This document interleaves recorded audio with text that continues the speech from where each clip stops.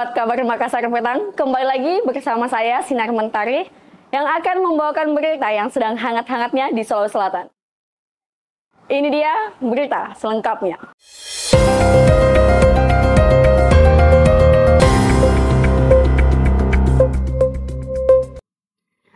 Kita mulai dengan kabar pertama. Yayasan tuntut transparansi dana, SMK Yapta tak kalah liburkan siswa tanpa kepastian. Proses belajar mengajar di SMK Yayasan Pendidikan atau Yapta Takalar, Kecamatan Patalasang, Sulawesi Selatan, terhenti akibat konflik keuangan yang melibatkan pihak sekolah dan yayasan. Hingga hari kedua Selasa 14 Januari, aktivitas di sekolah tersebut masih lumpuh tanpa kejelasan kapan akan dilanjutkan. Sebelumnya Senin 13 Januari, kegiatan belajar mengajar dihentikan secara tiba-tiba. Sebuah pengumuman di gerbang sekolah menyatakan bahwa SMK Yapta diliburkan hingga Kepala Sekolah Hamdani memberikan laporan pertanggungjawaban keuangan kepada yayasan. Keputusan ini membuat ratusan siswa terlantar, kebingungan dan kecewa karena tidak dapat melanjutkan proses belajar setelah libur tahun baru. Rapat mediasi pertama diadakan pada Senin 13 Januari di ruang rapat SMK Yapta. Hadir dalam pertemuan tersebut, Kapolsek Patalasang Ibtu Ahmad Saleh, Kepala Seksi SMK Wilayah 7 Hamzah, pihak yayasan, serta Kepala Sekolah SMK Yapta Hamdani.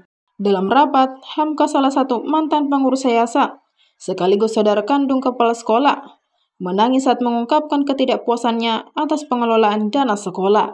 Hamka juga menyarankan agar sekolah ditutup jika tidak ada transparansi, sehingga siswa dapat mencari tempat belajar yang lebih baik.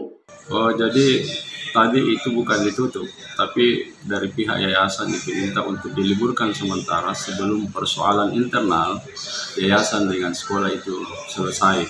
Karena pihak dari yayasan itu menginginkan dari pihak sekolah ada laporan keuangan, ada laporan pertanggungjawaban setiap tahun yang menurut yayasan itu tidak pernah dilaporkan setiap tahun, dan itu yang diminta oleh yayasan. Kunjungi Sulawesi Selatan, Menko Bidang Pangan Zulkifli Hasan dorong hilirisasi kakao. Menteri Koordinator atau Menko Bidang Pangan Republik Indonesia, Zulkifli Hasan, melakukan kunjungan ke Sulawesi Selatan. Di hari pertama kunjungan pada Kamis 16 Januari, ia meninjau gudang kakao PT Papandaya Cocoa Industries yang terletak di Jalan Insinyur Sutami 88 RG Sudiang. Penjabat atau PJ Gubernur Sulsel Prof. Fajri Jufri turut mendampingi Menko Zulkifli Hasan mengunjungi gudang kakao tersebut. Keduanya turut berdiskusi dengan pelaku usaha kakao. Diketahui, kunjungan kerja yang dilakukan merupakan bagian dari upaya hilirisasi sektor perkebunan, terutamanya kakao, yang menjadi salah satu komoditas unggulan di Sulawesi Selatan. Zulkifli Hasan menegaskan jika pihaknya ingin membangun perkebunan rakyat, ia menilai perkebunan rakyat memiliki nilai yang sangat tinggi. Harga kakao saat ini juga sangat bagus di pasaran. Replanting menjadi hal pertama yang harus dilakukan, ucap Zulkifli. Itu karena kakao mulai tua sehingga menjadi kurang produktif. Kredit usaha rakyat atau KUR juga turut disiapkan pemerintah bagi UMKM dan para petani yang ingin mengembangkan usahanya. Ini sesuai dengan instruksi Presiden Republik Indonesia Prabowo Subianto. PJ Gubernur Sulsel Prof. Fajri Jufri menyebut, jika hilirisasi pertanian adalah bagian dari salah satu program Presiden Prabowo, termasuk pengelolaan kakao menjadi butter atau mentega. Gudang termasuk untuk pengolahan kakao, jadi butter, jadi powder. Selatan kan termasuk sentra kakao di Indonesia, Sulawesi Selatan, Sulawesi Tengah, Sulawesi Tenggara, Sulawesi Barat, dan beberapa provinsi yang lain. Ada Sumatera Barat, ada Lampung, ada NTT, dan ada Jawa. Di Sulawesi Selatan ini kita punya varietas yang cukup lama berkembang. Ada Sulawesi 1, Sulawesi 2, Sulawesi 3, dan beberapa varietas yang sudah dikembangkan petani kita. Memang tidak. DBD merebak lagi di Jeneponto. Dinas Kesehatan catat 29 kasus di awal tahun. Kasus demam berdarah denggi atau DBD di Kabupaten Jeneponto, Provinsi Sulawesi Selatan, kembali merebak di awal tahun 2025. Tercatat jumlah temuan yang diterima oleh Dinas Kesehatan Kabupaten Jeneponto pada awal tahun ini mencapai 29 kasus. Berdasarkan laporan itu, jumlah temuan kasus yang dilaporkan ke Dinas Kesehatan Jeneponto berasal dari 2 kecamatan, yakni Kecamatan Binamu dan Kecamatan Bangkala. Itu pun kata dia, rata-rata pasien yang terjangkit penyakit DBD didominasi oleh anak-anak balita hingga anak berusia 15 tahun. Ya, berdasarkan laporan dari Rumah Sakit Umum Daerah Latu de Pasewang, Kabupaten Jeneponto, sampai dengan minggu kedua bulan Januari 2025, jumlah kasus terkonfirmasi positif DBD sebanyak 29 kasus. Jika kita bandingkan dengan periode yang sama Januari 2024 tahun sebelumnya, sampai dengan 31 Desember tahun 2024 itu sebanyak 33 kasus. Nah, untuk Januari 2025 ini kita belum close sampai dengan 31 Januari karena masih proses, masih berjalan. Untuk kasus DBD ini, kecamatan terbanyak itu berada di Kecamatan Binamu, kemudian selanjutnya Kecamatan Bangkala dan Tamanapea. Dan rata-rata usianya pasien yang terjangkit? Penderita DBD di Kabupaten Jeneponto rata-rata usia anak, jadi usia di atas 5 tahun, ada juga yang usia 4 tahun sampai dengan 15 tahun. Baiklah Sobat Kabar Makassar Petang, jangan kemana-mana, saya akan kembali setelah jeda iklan berikut ini.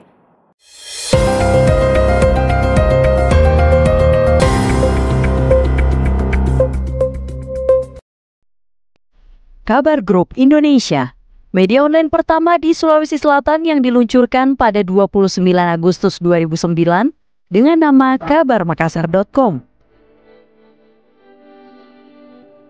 Memiliki 3 dasar perjuangan yang dinamakan trilogi KGI, yaitu Diversity of Content, Diversity of Owner, dan Voice of the Voiceless.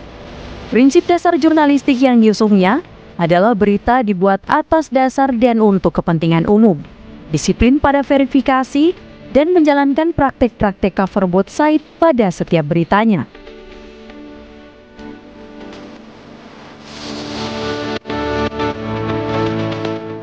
Kini, Kabar Group Indonesia telah berkembang di beberapa daerah di Indonesia bahkan di Asia.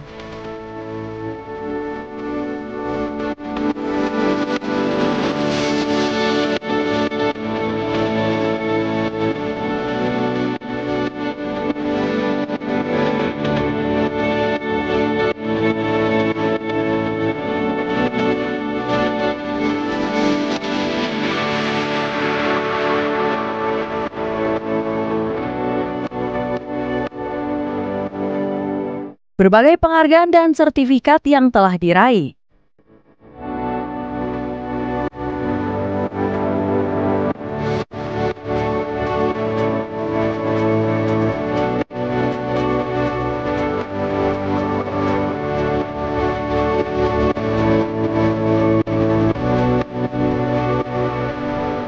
Hingga meluncurkan produk bisnis.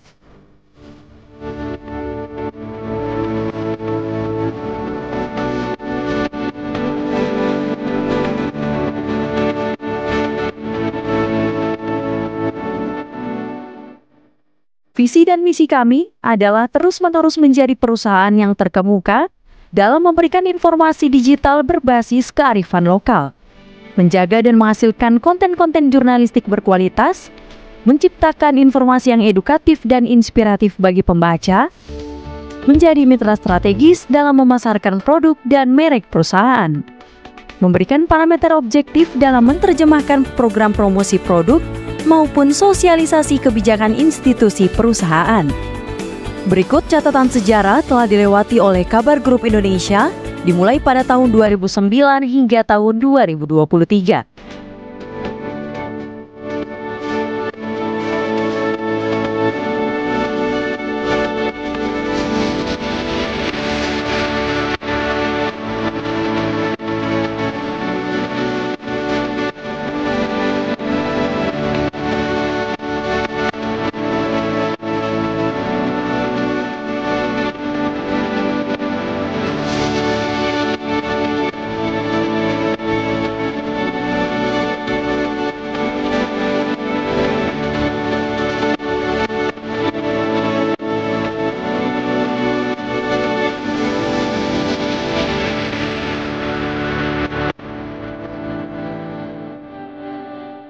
Kami percaya bahwa informasi yang akurat dan terpercaya adalah hak setiap individu.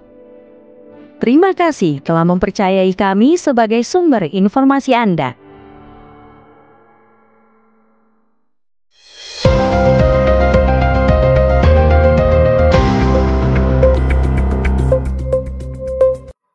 Kita beralih ke kabar selanjutnya.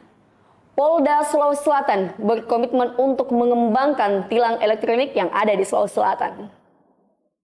Polda Sulsel berkomitmen untuk terus mengembangkan pelayanan bidang lalu lintas berbasis digital dengan terus menambah perangkat ETLE atau tilang elektronik hingga sampai ke Polres jajaran.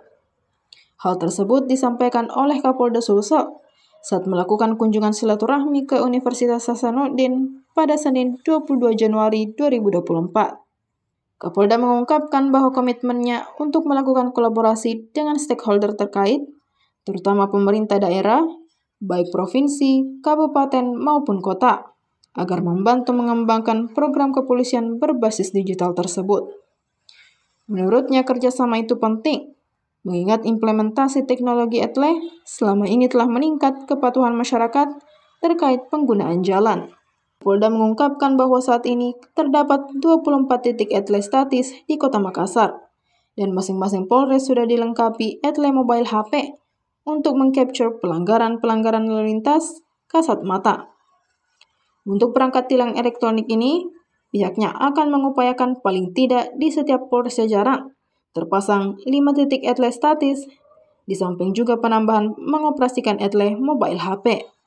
Menteri Pendidikan Dasar dan Menengah Abdul Mukti mengungkapkan bahwa libur sekolah saat Ramadan telah disepakati dalam rapat lintas kementerian. Namun, pengumuman resmi masih menunggu terbitnya surat edaran dari 3 kementerian terkait. Menteri Pendidikan Dasar dan Menengah atau Mendikdasman Abdul Mukti mengungkapkan bahwa keputusan mengenai libur sekolah saat Ramadan telah disepakati dalam rapat lintas kementerian. Namun pengumuman resmi masih menunggu terbitnya surat edaran atau SE bersama dari 3 kementerian terkait. Ia memastikan bahwa kesepakatan sudah tercapai dengan 3 kementerian mengenai libur sekolah saat Ramadan. Namun isi dan detail keputusan akan diumumkan setelah SE diterbitkan. Mendikdasmen Abdul Mukti menjelaskan bahwa ada beberapa usulan dari masyarakat terkait pola libur sekolah selama Ramadan. 1. Libur penuh selama Ramadan.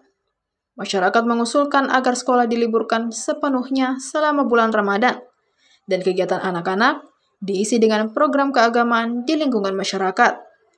Kedua, libur paro-paro atau setengah-setengah.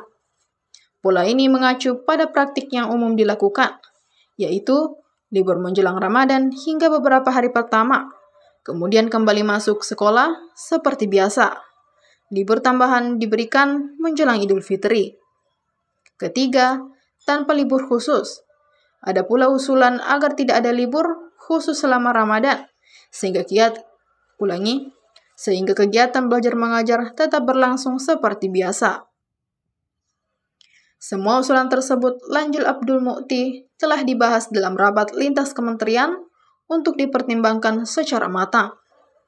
Sementara itu, Ketua Umum Pimpinan Pusat Muhammadiyah, Haidar Nasir, yang turut hadir dalam acara tersebut, menyarankan agar libur Ramadan dimanfaatkan untuk membina budi pekerti anak-anak.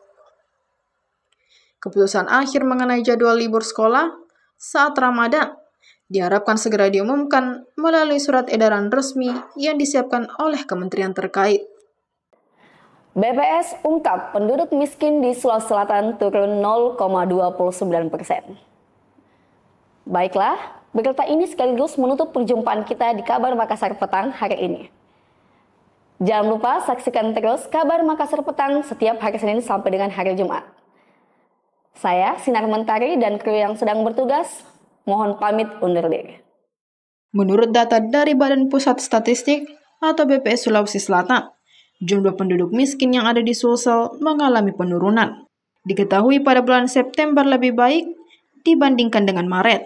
Persentase penduduk miskin pada bulan September tahun 2024 sebesar 7,77%, turun 0,29% poin terhadap Maret 2024.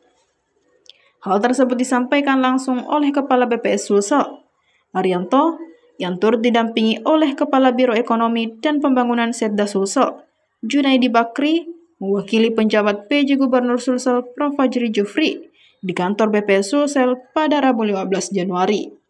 Secara keseluruhan jumlah penduduk miskin di Sulsel mengalami penurunan, akan tetapi persentase penduduk miskin perkotaan pada Maret 2024 sebesar 5,08%, naik menjadi 5,21% pada September 2024. Sedangkan persentase penduduk miskin perdesaan pada Maret 2024 sebesar 10,74%, turun menjadi 10,11% pada September 2024. Arianto menjelaskan, garis kemiskinan pada September 2024 tercatat sebesar 467.991 garis datar, garis miring kapita, garis miring bulan, dengan komposisi garis kemiskinan makanan sebesar Rp350,315 atau 74,68%, dan garis kemiskinan bukan makanan sebesar 117.676 atau 25,32%.